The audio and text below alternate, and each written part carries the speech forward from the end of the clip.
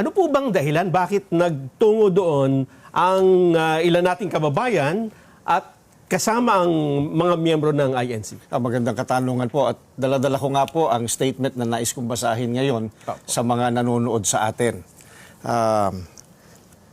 Narito po ang statement ng Iglesia ni Cristo.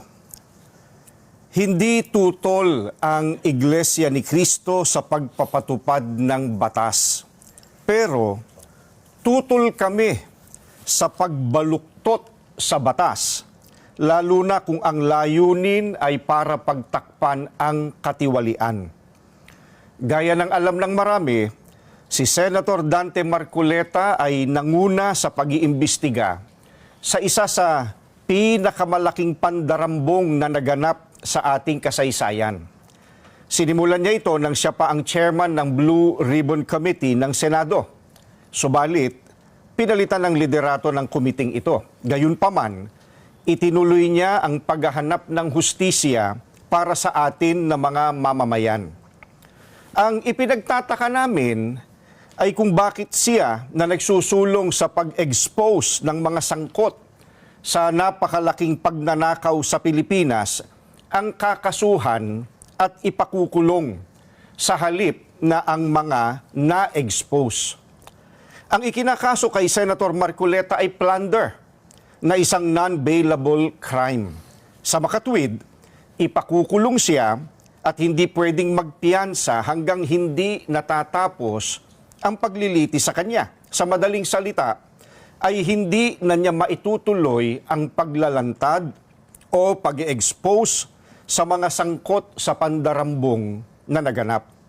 Pero, paanong naging plunder ang pagtanggap ng campaign donation o campaign contribution? Hindi naman galing sa kabangyaman ng Pilipinas ang tinanggap niyang donation mula sa mga sumuporta sa kanyang pagkandidato bilang senador. At mismong ang COMELEC ay naglabas na ng desisyon na walang krimen na naganap sa pagtanggap niya ng campaign donation. Sinusuportahan ng Iglesia ni Cristo ang itinataguyod ni Senator Marcoleta dahil ito rin ang posisyon namin. Nananawagan kami para sa transparency, accountability, justice, and peace. Kaya, nais naming iparinig sa mga kinauukulan na kahit ipakulong nila si Senator Marcoleta, ay hindi kami titigil sa paghingi ng katarungan para sa mga kababayan natin na ninakawan. Gusto naming ipaalam sa kanila na isang injustice ang selective justice at hindi kami mananahimik sa harap nitong napakalaking pagyurak sa katarungan na hinihingi ng ating mga kababayan. Yan po ang statement ng Iglesia ni Cristo. Maraming salamat po, Ka Edwin. Maraming salamat po.